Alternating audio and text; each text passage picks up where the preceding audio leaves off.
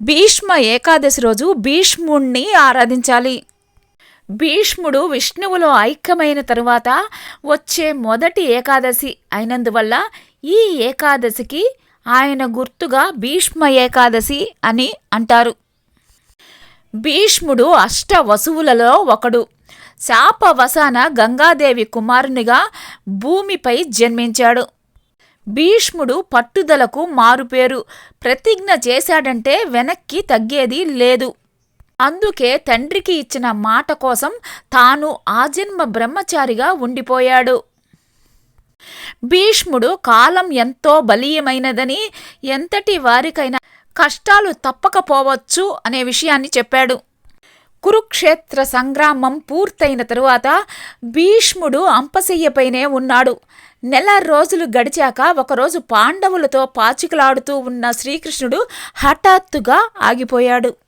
కలవరపడిన పాండవులు ఏమైందని శ్రీకృష్ణుణ్ణి ప్రశ్నించారు.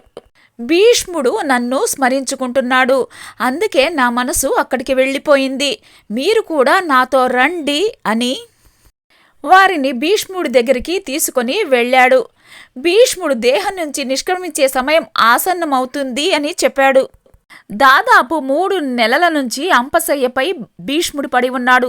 దేహమంతా బాణాలు గుచ్చుకుని ఉన్నాయి. శక్తి పూర్తిగా క్షీణించిపోయింది.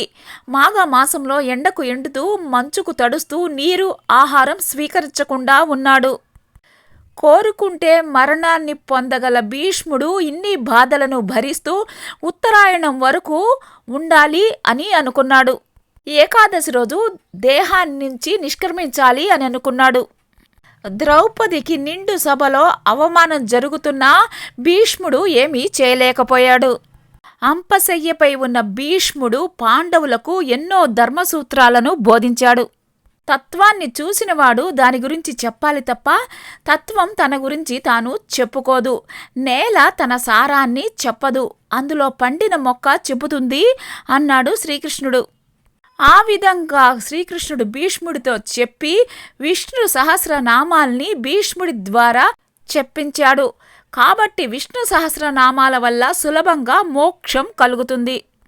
భగవద్ జ్ఞానం నేరుగా కాకుండా తత్వం తెలిసిన భీష్ముడి ద్వారా అది అందితే లోకానికి హితం అని శ్రీకృష్ణుడు భావించాడు. శ్రీకృష్ణుడు వరం ఇచ్చి భీష్ముడి ద్వారా ధర్మసారాన్ని పాండవులకు ఉపదేశం చేయించాడు.